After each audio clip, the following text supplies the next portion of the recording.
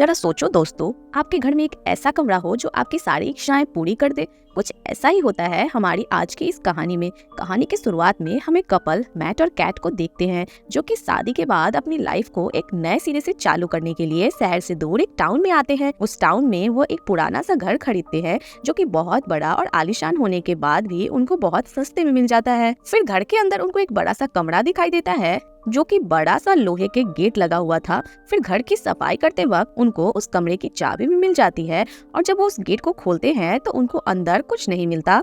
उस गेट को खोलने के साथ ही वो देखते हैं कि पूरे घर की लाइट ब्लिंक करने लगती है और अचानक सभी लाइट बुझ जाती है। अगले दिन मेट घर की लाइट ठीक करवाने के लिए एक इलेक्ट्रिशियन को बुलाता है और जब वो लोग बेसमेंट में जाते हैं तो वो देखते हैं कि पूरा बेसमेंट वायर से भरा पड़ा है। ये देखकर उस इलेक्ट्रिशियन को कुछ भी समझ नहीं आता और वहाँ से वो बाहर आ जाता है। लेकिन जाते वक्त वो इलेक्ट्रिशियन मैट को कहता है कि आपने घर खरीदा कैसे, क्योंकि ये घर तो बहुत टाइम से खाली पड़ा था और इसे कोई भी नहीं खरीद रहा था। तो वो इलेक्ट्रिशियन बताता है कि कुछ साल पहले इस घर में मर्डर हुआ था जिसकी वजह से कोई भी ये घर नहीं खरीदना चाहता। अब उस इलेक्ट्रिशियन के जाने के बाद वो उस घर में हुए मर्डर के बारे में जानने के लिए इंटरनेट पर सर्च करता है और उसे पता चलता है कि जिस आदमी ने मर्डर किया था उसका नाम जॉन था और अब वो एक मेंटल असाइलम में एडमिट है। और वो इस हादसे के बारे में सुनकर काफी परेशान हो जाता है और वो अपने साथ एक दारू की बोतल लेकर उस लोहे के दरवाजे वाले रूम में जाकर बैठ जाता है। अब दारू की पूरी बोतल पीने के बाद ये विश मांगता है कि काश उसके पास एक और दारू की बोतल आ जाए। फिर लाइट ब्लिंक होती है और इसके सामने एक दारू की बोतल आ जाती है। मैट चौंक जाता है कि आखिर ये कैसे हुआ। अगले दिन जब मैट को ढूंढते हुए उस रूम में आती है तो वो देखती है उस रूम के आसपास बहुत ही महंगी पेंटिंग पड़ी हुई है। ये सब देखकर केट चौंक जाती है और वो मेट से पूछती है कि ये सब कहाँ से आया और इस पर वो जवाब नहीं देता और उसे एक विश मांगने को कहता है। मेट को ये मजाक लगता है और मजाक मजाक में वो $1 मिलियन की विश मांग लेती है और विश मांगने के बाद ही उसके सामने $1 मिलियन आ जाते हैं, जिसको देखकर वो दोनों शॉक हो जाते हैं। अब इन दोनों को लगने लगा था कि शायद ये रूम उनकी सभी विश को पूरी कर सकती है, इसलिए वो एक एक करके उस रूम से ढेर सारी विशेष मांगने लगते हैं, जैसे कि खाना, दारू, पैसे और बहुत कुछ। और वो दोनों इतना ज्यादा लालच में आ जाते हैं कि वो विश मांगते ही रहते हैं। और फिर एक दिन इन दोनों का मन इससे भी भर जाता है और गेट भी धीरे धीरे डिप्रेशन में जाने लगती है। गेट की ऐसी हालत को देखकर मेट कहता है कि हमें एक बच्चा के साथ अपनी फैमिली स्टार्ट करनी चाहिए, पर मेट की बात सुनकर कैट चिढ़ जाती है क्योंकि वो पहले भी 2 बार बच्चे के लिए ट्राई कर चुके हैं और दोनों ही बार उनका बच्चा पेट में ही मारा जाता था। अब केट इस बात से गुस्सा हो जाती है और वहाँ से चली जाती है। थोड़ी देर बाद गेट को मनाने जाता है तो वो देखता है कि गेट एक बच्चे के साथ खेल रही थी जिसको उसने उस विशिंग रूम से मांगा था।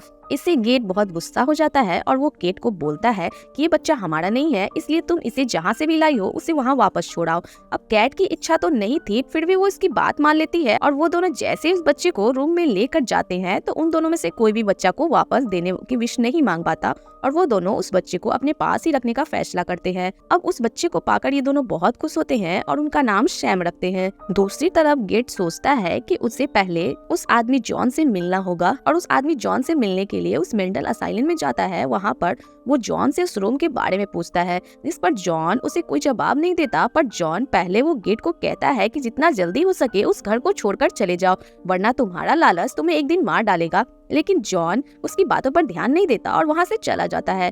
रास्ते में मेट अपनी कार में पेट्रोल भरवाता है और जब वो पेट्रोल के पैसे देने के लिए जेब में हाथ डालता है तो वो देखता है कि वो पैसे उसने विशिंग रूम से उठाए थे वो सब राख में बन चुके हैं।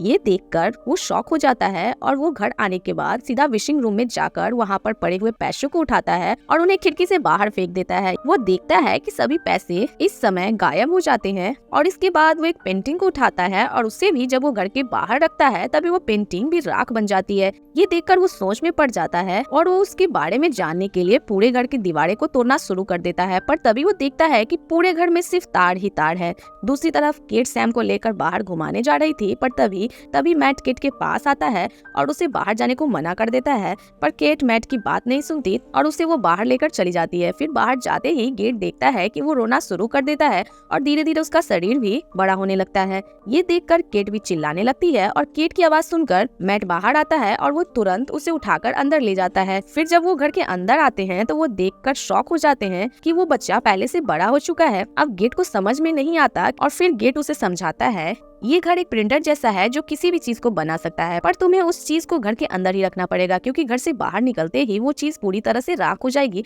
अब इसके बाद से वो गेट सैम को लेकर और भी ज्यादा कंसस हो जाती है और पूरे घर को लॉक कर देती है, जिससे वो घर के बाहर नहीं निकल पाता। इसके अलावा कैट सैम को डराने के लिए उसे ये भी बताती है कि इस घर के बाहर बहुत ही खतरनाक जर्म्स है, अगर वो घर के बाहर गया तो वो जर्म्स इन्हें पकड़ लेंगे। अब ऐसे ही कुछ दिन बीत जाते हैं। एक दिन सैम उस विशिंग रूम में जाकर खेल रहा होता है। उसे उस रूम की पावर्स के बारे में पता चल चुका था। अब सैम को उस रूम में देखकर मैट उस पर बहुत ज्यादा गुस्सा करता है और उसे डांटने लगता है, पर तभी मैट कैट को डांटते हुए देखती है और उससे झगड़ा करने लग जाती है। तभी फोन की घंटी बजती है और सैम उस फोन को उठा लेता है।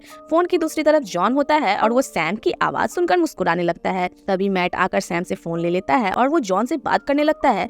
जब जॉन मैट को कहता है आखिर तुमने वो गलती कर ही दी, फिर जॉन बताता है कि अगर इस बच्चे की बढ़ती हुई उम्र को रोकना है तो हमें क्या करना चाहिए। इस पर जॉन बताता है जिसने भी उस बच्चे को मांगा है उसे मरना पड़ेगा और इसके बाद ही बच्चा घर के बाहर भी जिंदा रह पाएगा। जॉन की बात सुनकर उससे पूछता है कि तुम्हें इसके बारे में कैसे पता चला, तो जॉन कहता है कि मैं भी वही बच्चा हूँ और जॉन को जिंदा रखने के लिए उसकी माँ ने अपने पति को मार डाला, जिसके बाद उसने खुद को भी गोली मार ली, तभी वो जॉन अभी भी जिंदा है। और ये सब बात गेट सुन लेती है और सैम को बचाने के लिए खुद को मारने का फैसला करती है, पर थोड़ी देर बाद वो खुद को संभाल लेती है और वापस घर आ जाती है। रात को मैट और कैट इंटीमेट होते हैं, पर सब कुछ चुपके चुपके सैम देख रहा होता है। यहाँ पर हम देखते हैं कि सैम को मैट और कैट का नजदीक आना पसंद नहीं था। अगले दिन हम घर का दरवाजा खुला पाते हैं और हम देखते हैं कि मैट दरवाजे की आवाज सुनकर आता है, जिसके बाद वो दोनों भागते हुए नीचे आते हैं। पर नीचे आते ही वो देखते हैं कि सैम और भी बड़ा हो चुका है और सैम के हाथ में एक बंदूक होती है जिससे वो मैट को मारने की कोशिश करता है। पर तभी मैट सैम के पास आती है और उसे शांत करने की कोशिश करती है।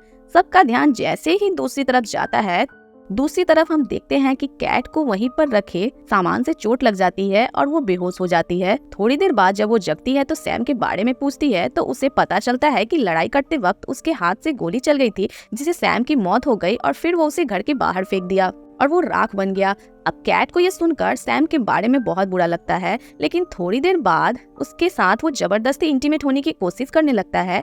अभी कैट समझ जाती है कि ये मैट नहीं बल्कि सैम है। फिर वो उससे बचने के लिए वहाँ से भागने की कोशिश करती है, पर उसे पकड़ लेता है और उसके साथ जबरदस्ती करने लगता है। दूसरी तरफ रियल मैट को भी होश आ जाता है। वो देखता है कि वो इस घर में तो है पर किसी दूसरी दुनिया में है। फिर वो उस दीवार को तोड़ने लगता है और इसी के साथ उसे अपनी दुनिया में आने का रास्ता भी मिल जाता है।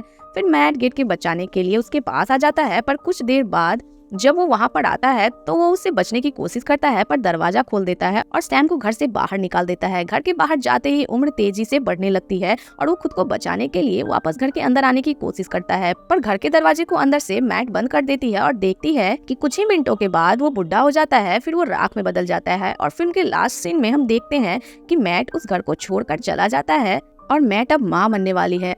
और इस बात से वो खुश नहीं होती क्योंकि वो बच्चा मैट का नहीं बल्कि सैम का था। और इसी के साथ ये कहानी यहीं खत्म हो जाती है।